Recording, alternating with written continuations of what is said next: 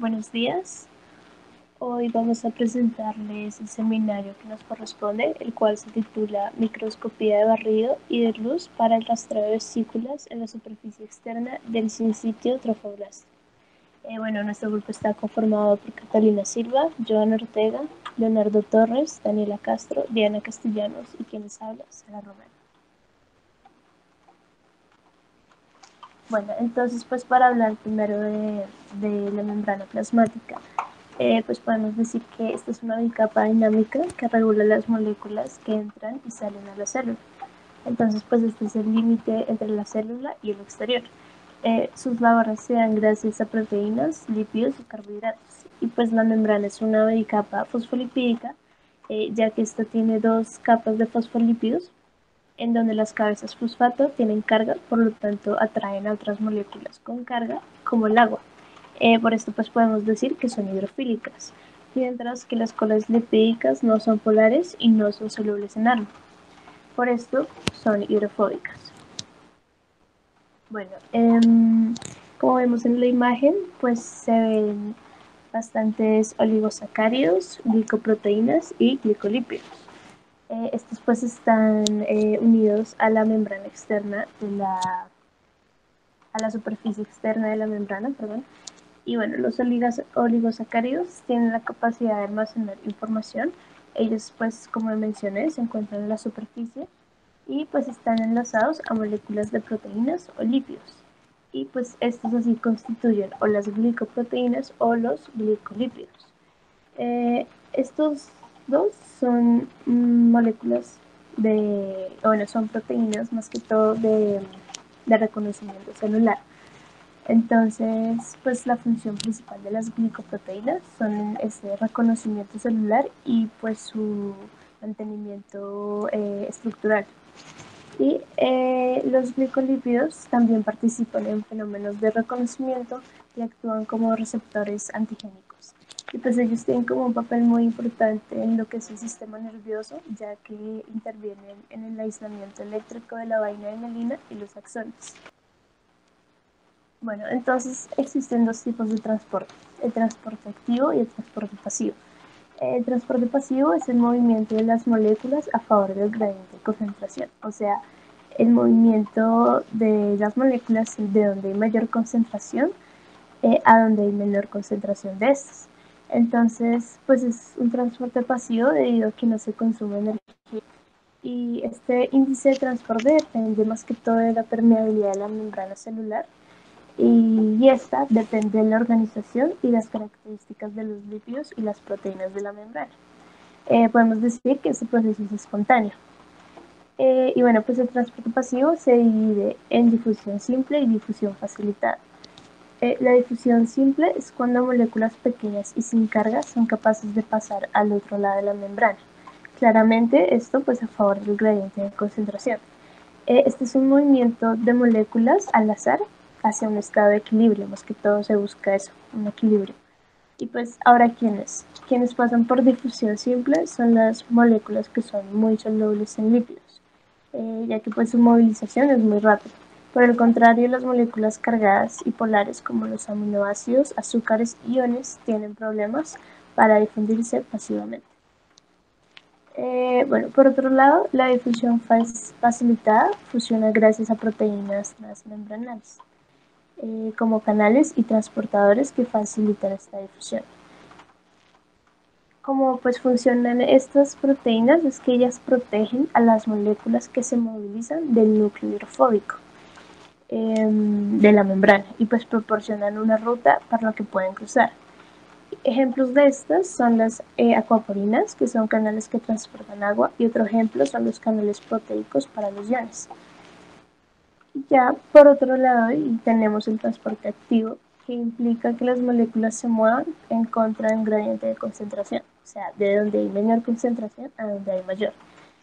Pues esto requiere energía y se divide en dos tipos: el transporte activo primario, que usa ATP directamente. El ejemplo más usual que se utiliza es la bomba sodio-potasio, y el transporte activo secundario, que es el que emplea la energía almacenada en la célula, y pues ya esta energía es distinta del ATP. Y bueno, ya pues también existen tres sistemas involucrados en el transporte activo, en donde el primero es el uniporte, en donde se mueve un solo tipo de soluto en una sola dirección. El simporte, en donde se mueven dos tipos de solutos en una dirección. Y el antiporte, donde se mueven dos solutos en diferentes direcciones. Bueno, y entonces pues para introducir las técnicas las cuales vamos a estudiar pues en nuestro artículo, eh, está pues primero el microscopio de luz, que utiliza pues fotones, y este es un aparato óptico usado para amplificar y resolver detalles finos de un objeto microscópico. Y bueno, pues está compuesto de diferentes partes.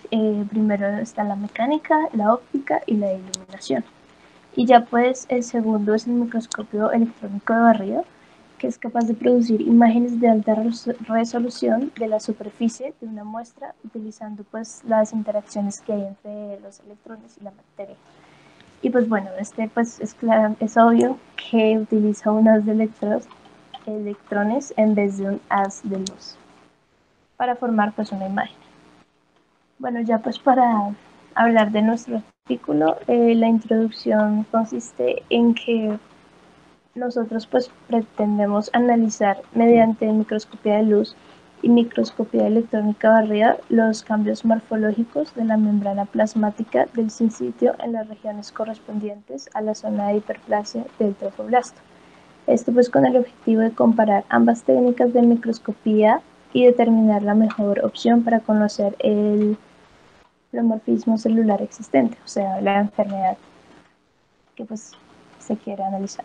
Para la metodología, tomamos en cuenta dos artículos para llegar a comparar estas dos metodologías en que cambian teniendo en cuenta que se está estudiando la microscopía electrónica de barrido y la microscopía de luz. Entonces, o sea, quiso hacer este estudio porque se tomó una muestra de una paciente que está afectada con una enfermedad llamada coriocarcinoma. ¿Qué es esta enfermedad? Esta enfermedad es un tipo de cáncer que le da a los ovarios de las mujeres.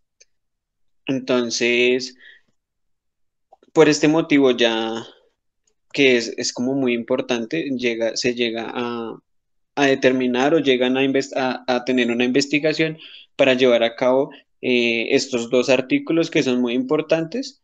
Entonces tenemos como en el primer artículo, el artículo base que tomamos, tenemos una metodología que es de microscopía electrónica de barrido, que dice que se tomaron 50 especímenes de vesículas de 21 semanas sin un estudio genético, o sea, tal cual como la sacan, sin un estudio previo ni tener nada, las cogen o sea, las toman y las fijan en 2% de glutaraldehído a 4 grados centígrados en una sala de parto.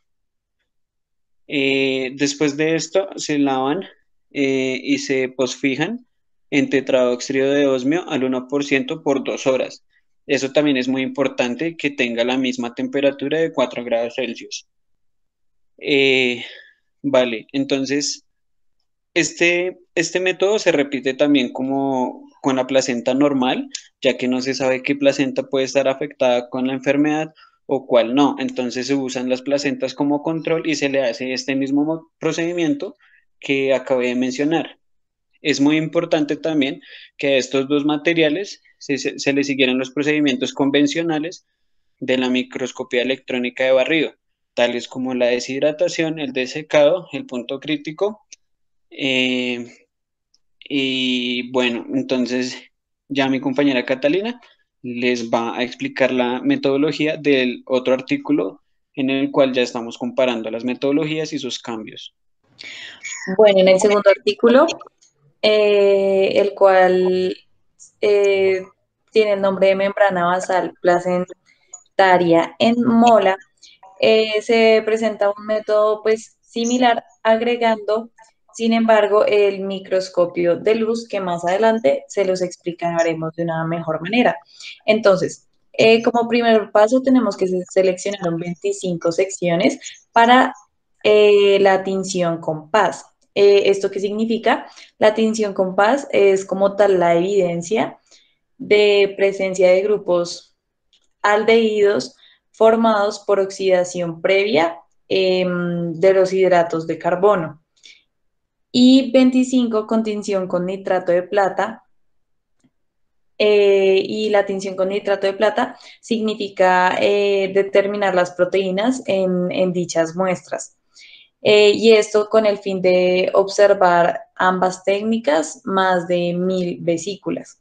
Luego de ello, lo que se hizo fue, con las láminas preparadas con paz, seleccionar aquellas que mostraron rangos de interés para ser observadas con el MEP.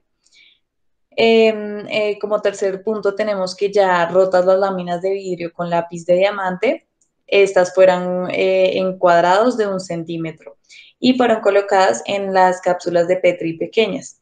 Finalmente, lo que se hizo fue con las secciones pues anteriormente nombradas, se deshidrata en serie creciente de alcoholes.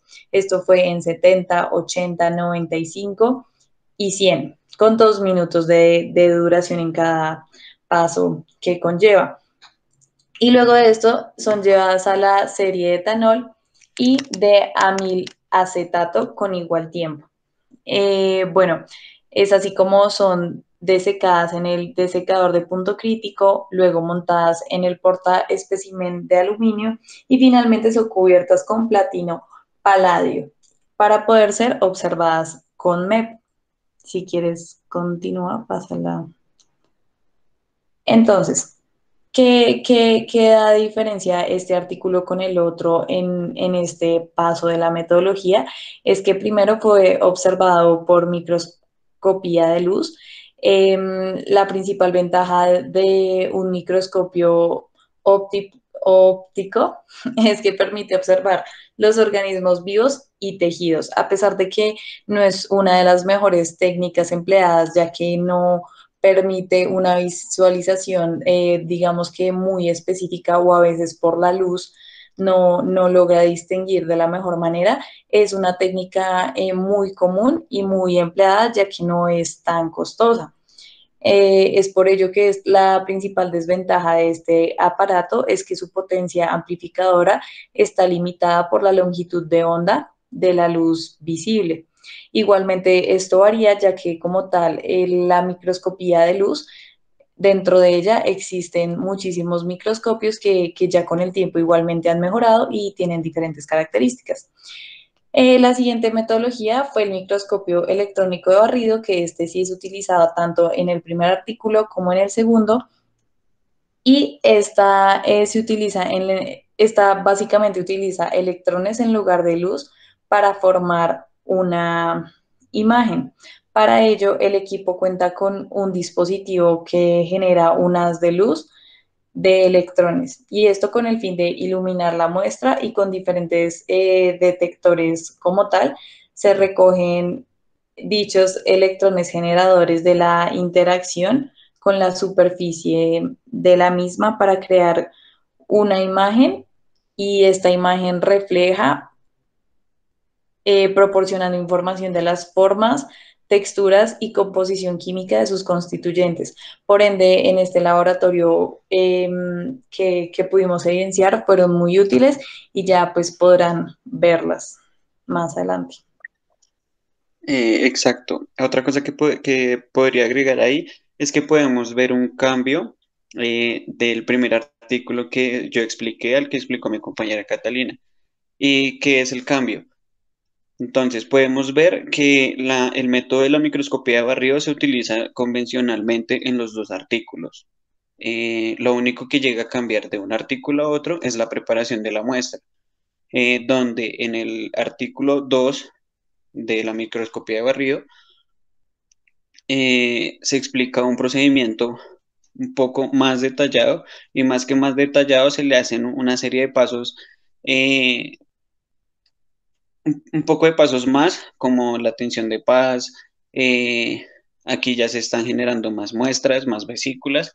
Entonces, de una a la otra, No cambia como tal el método de microscopía de barrido electrónico, pero sí cambia en el método de llegar a la preparación de la muestra para, para así ser llevada este método de microscopía de barrido. Esa es una de las diferencias muy notorias de los dos artículos. Exacto, y a su vez, de cierta manera, poder determinar cómo se ven las muestras con los diferentes microscopios. Y bueno, ya pues como resultados, tenemos primero los resultados con microscopía de luz, en donde en la figura 1 podemos observar una zona de intensa hiperplasia que muestra pues la variabilidad del grosor de la membrana plasmática. Esto pues, se puede ver en varios puntos, y ya en la figura 2 vemos cómo parece pues desorganizada también la membrana plasmática en esta zona, y hay en zonas que no se observan.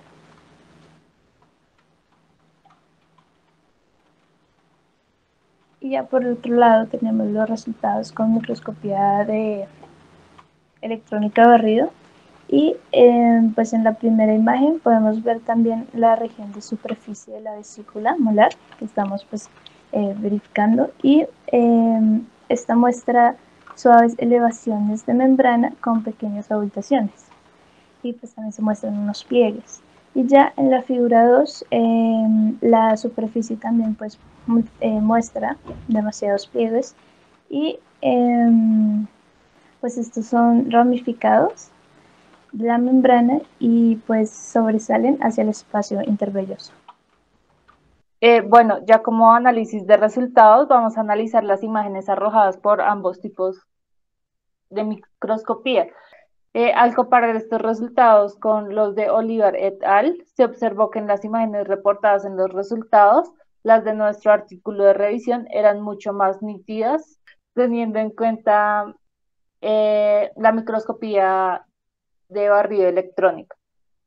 Entonces, observamos la metodología, y la microscopía usada en nuestro artículo es el microscopio de barrido electrónico de Hitachi S2300, el cual cuenta con una mayor resolución fotográfica y cuenta con la capacidad de brindar una imagen con relieve que nos permite un mejor entendimiento de lo que sucede en el ámbito micro que se observa. En comparación con el micrófono de luz usado en Oliver et al., que es una marca también Hitachi, pero a pesar de que son de la misma marca, el de Oliver es mucho más antiguo que el de nuestro artículo a revisar, y gracias a esto podemos entender el gran avance tecnológico que se ha logrado y la importancia de este al momento de un análisis en la microscopía electrónica o de luz. Al comparar las imágenes arrojadas por la microscopía de luz en Oliver et al., se muestra que el grosor de las membranas, que está en la figura 3, en esta figura se observa una diferencia en el grosor de las membranas. Y observando también las membranas con la microscopía electrónica de barrido, se encuentra que también hay una variación en el grosor, pero adicionalmente en esta se puede observar que se presentan abultamientos y elevaciones, lo cual puede estar relacionado con el grosor irregular de la membrana. Este grosor irregular de la membrana ocurre más que todo por una pérdida de colágeno 4, lámina P1 y lámina M, lo cual genera una desestabilización en la membrana basal del trofoblasto molar. Y así es como comienzan a adquirir propiedades invasoras.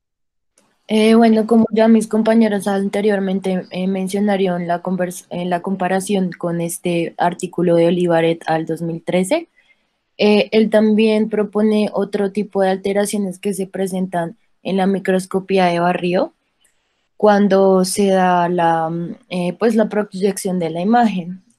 Se da como una interrupción y una desaparición de, mm, de estas células trofoblásticas, porque en la hiperplasia están ubicadas en la matriz extracelular del tejido subyacente de este soporte.